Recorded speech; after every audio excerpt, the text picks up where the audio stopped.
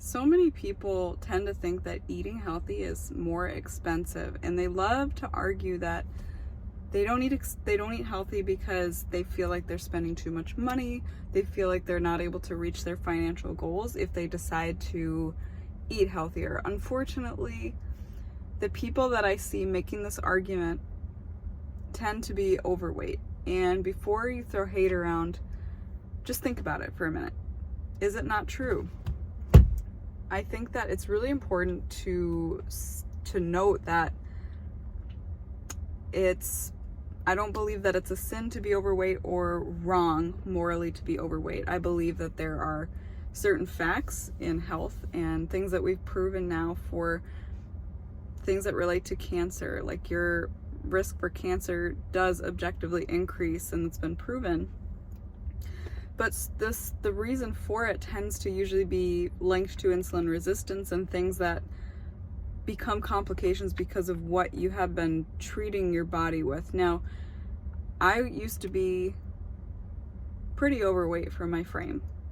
And when I was in that space, I felt very frustrated. So I feel like I can connect with those who may be watching this video and feel like, I don't know, maybe a little bit called out, or like this video, I'm talking to you. Well, if you feel that way, it's probably true. And I hope that you take this information to heart and you really hear what I have to say, because you probably need to hear it, and you probably need to bring it to God, bring it back to your house, and really investigate like what are your beliefs around food, because it's usually not about the food, it's about what we're using food to cope with. Like many times, like overeating is an emotional issue, and I'm gonna go as far as to say as it usually is an emotional issue where you're trying to make yourself feel better and soothe yourself with diet. And it's kind of like cigarettes, alcohol, and drugs, except this time your drug is food, and it's showing up as you are overweight because you're overnourished.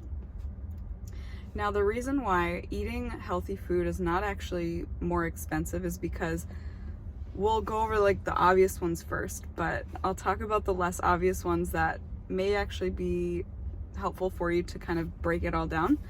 But if you go to a McDonald's drive-thru today and you order a cheeseburger and a drink and like a meal, right?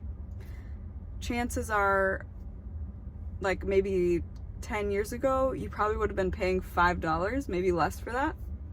Sorry, you guys, I just got out of the gym. And this here is not behaving. It's not behaving. That's okay. I just look so crazy. However, when you go to McDonald's now, and I know this because I'll admit about 3 months ago or so, I wanted like a hamburger. I was on the go, I was really hungry, I was gonna get a hamburger. I don't like to eat cheese, so I got just a plain hamburger. And that hamburger order was like $7 for a hamburger with a tomato on it, like pickles and lettuce. And I looked at the bill and I was like, how can this be? I literally was so shocked at the price of this burger that I was beside myself. And it was that moment that it was my first realization, eating healthy is not more expensive. Because when I visited my family in Minnesota, landed very late at night, and I go to Five Guys Burgers for like a lettuce wrapped burger that evening. And I was just getting the burger, no fries, no drink. And the burger was $11. $11 for a lettuce wrapped burger. And I'm like, you could buy 2 pounds of meat for that.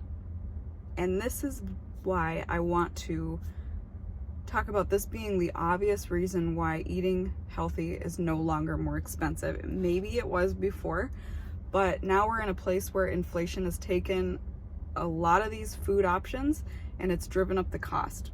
And it's good in some ways because it helps us to see that we have a choice here. Yes, you do have to prepare the healthy food. Yes, you do have to go to the store. You have to make that time sacrifice. So in that way, you might feel like it's more expensive. However, I will talk about how it's not really more expensive later on in this video. But you have that choice now. You can plan ahead, do the meal prep, and there are ways to do meal prepping that don't take a lot of time. You can take like an hour or two each week, a couple times a week. One of my favorite things to do is to ingredient meal prep. And so that means lots of things like potatoes, meats, vegetables. Make it all up in an hour, bake it, prepare it on the stovetop, whatever it is, and then put it in containers so you can take out of those containers and add that and make a meal. You can add like greens and, you know, legumes and things to go on the side, maybe a little avocado throughout the week to have a whole food option for your meal prep. And that is, in my opinion, the fastest way to do it. And I'm somebody who needs to be efficient with their time. I feel like I'm not operating with very much time, and I need to be very wise with it. Now, I'm trying to get into this space where I'm able to romanticize eating a little bit more. That's something that I'm working on this year, and making more recipes that taste delicious that I can savor. Not the point of this video, but I want to just mention that by nature, I'm one of those people that needs that quick solution, and I'm sure that many people who are watching this video feel the same way about eating, and that's why you choose over and over again to go to the place where you're picking up the food from the restaurant and saying, you know what, I just don't have the time. And the whole thing about it costing more to eat healthy, if you buy most of your meals like outside the home throughout the week or whatever, you're going to be spending easily $30 a day between your meals. You can easily spend $30 a day just getting not even a lot of food. It's just insane these days. But I was having a conversation recently with somebody who was like, it's more expensive and financially not as good to eat healthy. And this person is overweight.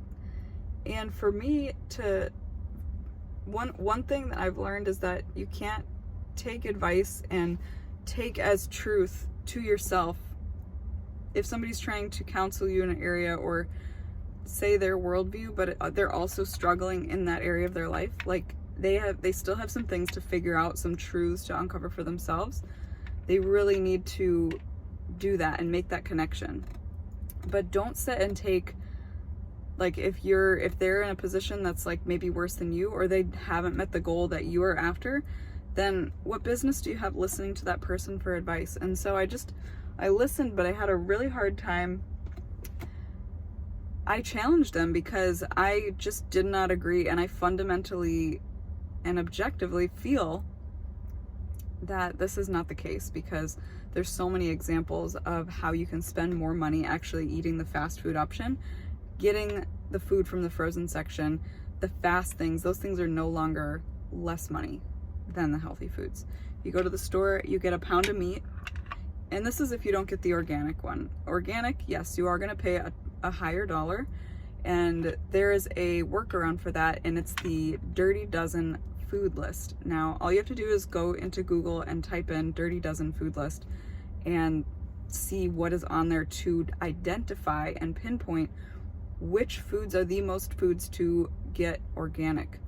Because you don't have to get everything organic. I don't eat all organic food as a health coach and somebody who understands how pesticides and herbicides can increase your risk for disease and cellular mutation, increasing your risk for cancer. I do not want to do that, but it goes beyond organic food. It goes beyond that to Teflon, to plastics.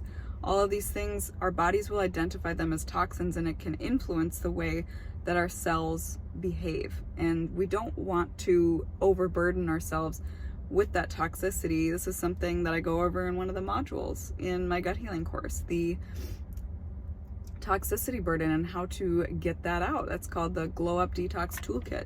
So if you're looking for some support and some structure in that area, make sure to check the description box for the resource on the gut healing program that I made for those who really need that structure. You're going to heal, you're going to get all the guidance that you need. So I encourage you to check that out.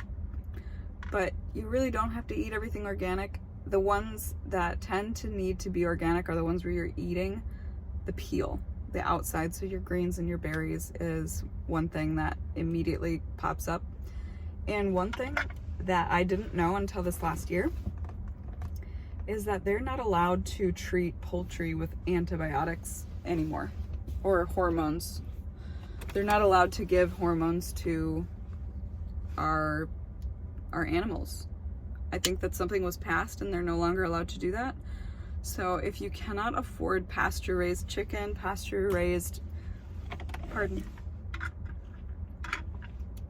if you can't afford that pasture-raised meat, don't feel guilty and write everything off and throw the baby out with the bathwater. We do the best that we can, and you do not have to be a perfectionist, organic eating, toxin-free person to do this right. You really don't. And there is a way for you to make a healthier choice for yourself with food, lose the weight that you're looking to lose, save money in the process. Sometimes it's really not what people want to hear, because the thing that they're not saying, see, the food price is usually the excuse. It's not actually the real reason, because it all depends on where your priorities lie.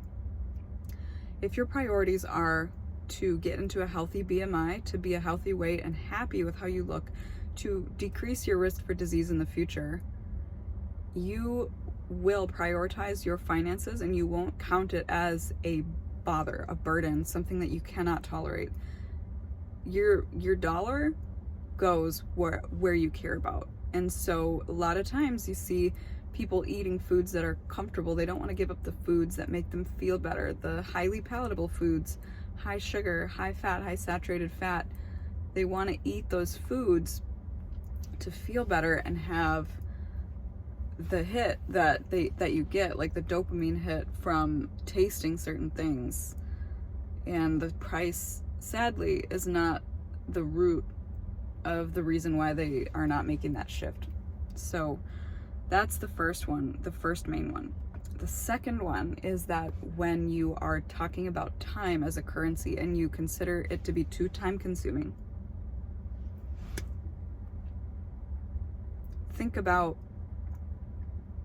if you end up continuing to eat in the frozen section, in the fast food drive-thru, and paying no mind to switching your eating to more whole foods based, like most of your food choices come from whole foods. If you don't do that and later down the road in your 50s, you get diagnosed with a condition and you have to find the specialist, you have to spend a lot of time in the doctor's office, you have copays, you have surgeries, you have hospitalizations because oops, you don't know how to manage your condition because you haven't learned the skills and the lifestyle necessary to manage it, and now you're being forced into the hospital. I'm not exaggerating here. This is something I see every day. Every single day. But people don't want to talk about nutrition. And the reason for it being is it's not easy to change our food choices. It's not easy to be consistent with eating healthy and well and exercising. Unfortunately, people begin to care about this way too late in the game, but it's never a waste to start. So I want you to consider that, like if you're somebody who's like, it's too time consuming, it's too expensive, consider the piece that what is waiting for you down the road if you don't? Like, what is the cost of not doing it? There's a huge cost. And you do not have to believe me, but I can tell you right now, as somebody who takes care of very sick people every day and have walked through some scary health issues myself, I've been there and I also see it daily. So if you don't want to listen to me, that's on you. And the other part is, if you go to the grocery store and you get like blueberries, avocados, sweet potato, eggs, grass-fed ground beef, beef chicken, Greek yogurt, chia seeds, if you eat those foods, like a combination of that every day, you're gonna feel so much energy to the point where you're gonna be like so happy and mentally free. That was one thing that I noticed when I took out a lot of processed foods from my diet. I was eating more whole foods, and then I was doing a gut healing protocol, the one that I teach in my program. So if you are wondering, like, how do I take this step, you can sign up for my gut healing program and it'll lead you down through those steps, step by step. So that's there for you. But I noticed that I was feeling like I was mentally clear, and it wasn't just that I was thinking more clearly, it was like my emotions were easier to control. I was not as reactive, I was happier. And when you're happier, so many people, do you realize, take drugs to feel happier? And when you can just feel happy from the food that you eat, we all have to eat anyway. When you can just feel happy because you're nourishing your body, your brain, your gut, it's like things fall into place. You start making more money because you have more energy, and you start to think differently, and you start to have different opportunities. You start to be more charismatic and energetic and magnetic to people. You start to have better relationships. You start to understand, like, you start to connect intimately with God. And when you are in that place, you will never look back and regret the time and the money that you spent getting there and the investment that you made. The person I was speaking with talked about it as an investment. And I thought that that was the most correct way to talk about it compared to anything that they said. I was like, yes to that. But I also can identify that this person is going through their own, they've tried so many things, and there's a health issue that they're working on overcoming, and they're on track to fixing that. But in the meantime, when they want to eat healthier, they have a lot of things just working against them. So there's room for empathy for people who are going through it. Just don't write yourself off. If you have a health problem, if you need help from a doctor, like, figure out your step one. Start there, and just don't write it off as an excuse that you don't have enough time, it's too expensive, or some other excuse, because I promise you, you will regret it down the road when you look back and you realize that you could have done something differently. And the thing that it's going to be that you recognize, if you end up aging faster than you planned, it can be offset with sleep, diet, and exercise. And these are the things that we really need to establish a consistent plan, something that works for us individually, because it's not always going to be the same. And of course, we need to ensure that we're tending to our digestive health as well. You guys subscribe and stick around if this was helpful. Here we talk about all things mental, physical, spiritual health, all with Christ at the foundation of it, because our bodies are temples of the Holy Spirit. So if that's something that you want to be more like this year, join our family. We'd love to have you. And I'm just grateful that this community is here. It encourages me every day. Seeing you guys want to be better helps me want to be better. So thank you so much. I'll see you in a future video. Bye.